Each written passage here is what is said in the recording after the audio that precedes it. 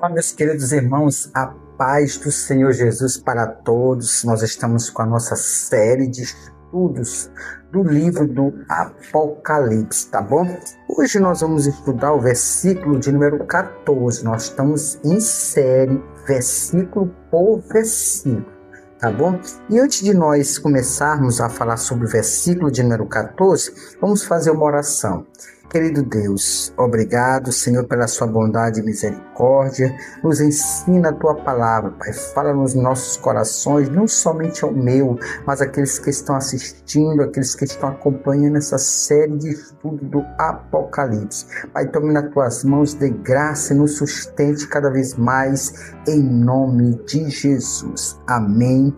E amém, glória a Deus. Meus irmãos, Apocalipse capítulo 1, versículo 14, diz assim, ó: a sua cabeça e cabelos eram brancos como a lã branca, como a neve, e os seus olhos como chama de fogo. Mesmo eu vou colocar bem aqui para vocês uma imagem, ó, bem aqui, ó. Estou colocando uma imagem bem aqui para vocês vão ver aquilo que realmente parece com a imagem falada aqui do texto de Apocalipse. Vocês estão vendo essa imagem bem aí? Eu aqui acredito que essa não será a imagem que nós vamos olharmos quando chegarmos na presença dele. Eu não acredito que essa será a imagem que vamos olhar, apesar que Daniel já havia citado essa imagem no capítulo 7, versículo de número 9. Eu vou até ler esse versículo aqui para vocês, assim, ó. Continuei olhando e vi que foram postos alguns tronos. Num deles assentou-se aquele que sempre existiu. A sua roupa era branca como a neve e os seus cabelos eram brancos como a lã. Somente até aí. Só para mostrar para vocês que esta figura, essa imagem dita por João aqui no livro do Apocalipse, também Daniel já havia citado esta mesma imagem, esse mesmo personagem no seu livro. Então, é bom fazer comparação Apocalipse e o livro de Daniel. São dois livros escatológicos, muito bom da gente fazer a comparação e estudarmos juntos. Por isso que eu digo que não acredito que essa vai ser a imagem que nós vamos olhar. E outra coisa, eu acredito, apesar que eu já vi muitas pessoas relatando, né, em estudos por aí, dizendo que quando chegar, vai no céu, vai chegar lá, vai olhar o Espírito Santo do lado, vai olhar Deus bem velhinho, de cabelo branco, sentado no trono, e do outro lado, à destra de Deus, vai estar lá Jesus glorificado, sentado. Eu, Carlos Orlando, digo, eu acredito, tá, que quando chegarmos lá, nós não iremos olhar três, nós iremos olhar um.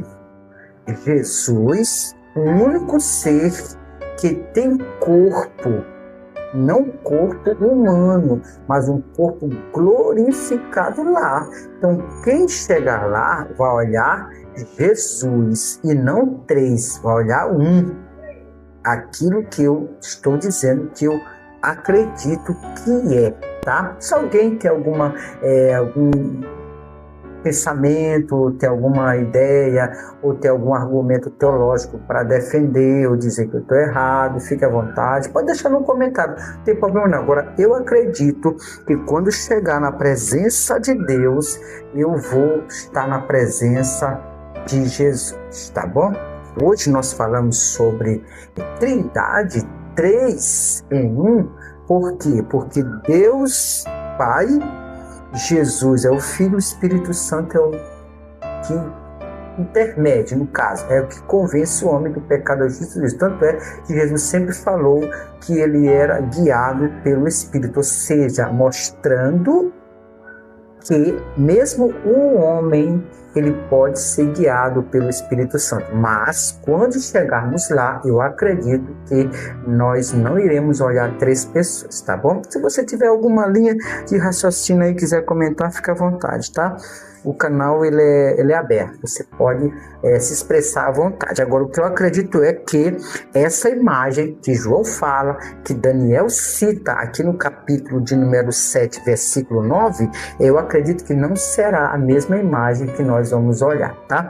Mas para isso, nós vamos ver que essa questão cabeça e cabelos eram brancos como a lã, como a neve, isso tem um significado, tem uma representatividade. A questão de cabelo branco, a gente pode ver que muitas pessoas que têm cabelo branco aqui na Bíblia representa experiência e sabedoria. Isso que representa cabelo branco na Bíblia, representa experiência e sabedoria. Apesar que muitas pessoas terrenas, humanamente, têm cabelo branco, mas isso não quer dizer que ele tem experiência ou que ele tem sabedoria. Tem muitas pessoas que têm cabelo branco, mas não é sábio e não tem experiência nenhuma da vida, só vive cometendo e fazendo besteira. Só vive se metendo em confusão, só vive fazendo besteira, não tem experiência nenhuma da vida, mesmo tendo cabelo branco. Mas eu estou falando cabelo branco bíblico. Vamos para o nosso segundo ponto, que é olhos como chama de fogo. Vocês viram a imagem atrás, tá? A imagem está bem aqui atrás, tá? Vocês viram as imagens, como praticamente, basicamente, era aquele ser. Essa imagem representa realmente a imagem que João praticamente viu, né, neste versículo de número 14, condizente aos olhos como chama de fogo. Eu separei alguns pontos importantes, que representa um discernimento total. E se ele tem um discernimento total, ele é um ser que ele vê tudo, não tem nada escondido dele. Como um homem ser com os olhos em chama de fogo, ele vê tudo, não tem nada escondido diante dele. Então, se ele, meu irmão, se ele enxerga tudo, olha só, se ele enxerga tudo, ele sabe teus pensamentos, ele sabe as intenções do teu coração. Esse coração é sentimento, é pensamento, tá? Ele conhece o teu pensamento, a tua forma de pensar, se é boa ou se é má. Essa expressão chama de fogo, fogo, aqui na Bíblia representa, primeiro, julgamento, segundo, representa purificação. Os olhos de Cristo, como chama de fogo, ele julga com justiça e queima toda a falsidade. Toda a falsidade. Então, não adianta o homem viver achando que está tudo bem e que Deus não está sabendo de nada, Deus não está vendo, Deus não está enxergando, não. Jesus, o ser que tanto Daniel como João cita, ele está praticamente dizendo, esse ser vê tudo, sabe de tudo. Vou só dizer uma coisa para vocês.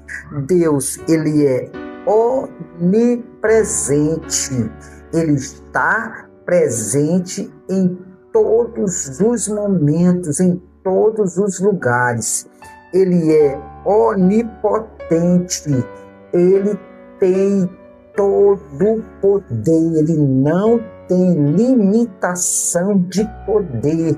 Ele é o Todo-Poderoso, ele é onisciente, ele conhece todos os nossos pensamentos, até mesmo antes de pensarmos, ele já sabe o que tu vai pensar, ele sabe a intenção do teu coração, ele sabe aquilo que está passando na sua mente, ele sabe a intenção que você está fazendo. Aí você pode até botar nos comentários aí, mas irmão Orlando, se ele sabe de tudo, antes de fazermos, será que ele não sabia a intenção de Davi quando olhou a moça chamada Betseba? Sim, Ele sabia o que Davi já estava pensando, só que Deus não pode intervir nas nossas decisões, nas nossas atitudes. Escute o que eu estou dizendo aqui. Se você pensar em fazer o mal, não vai te interromper, não vai dizer para ti, não faça isso que é pecado e que é errado, porque nós temos conhecimento do que é certo e do que é errado. Se você faz, a responsabilidade é sua e é minha. Quando Davi olha e deseja pecar, Deus já sabia, mas era o desejo dele. Eu espero que você tenha entendido. Quando você deseja algo para fazer, Deus não vai aparecer para você e vai dizer, não faz isso que está errado. Por quê? Porque nós sabemos o que é certo e o que é errado para fazer. Se fizermos o certo, amém, glória a Deus, tudo vai bem. Se fizermos algo de errado, pode ter uma certeza, as consequências dos erros vêm. E Davi teve uma consequência, tá bom? Então, pelo fato de nós termos um livre-arbítrio, o direito de pensarmos, o direito de fazer, o direito de agir, a gente comete essas coisas. Mas saiba que no final nós vamos responder por tudo isso, ou de bom ou de mal, tá bom? Espero que você tenha gostado deste versículo de número 14. Que Deus abençoe a todos. Fique na paz. Paz.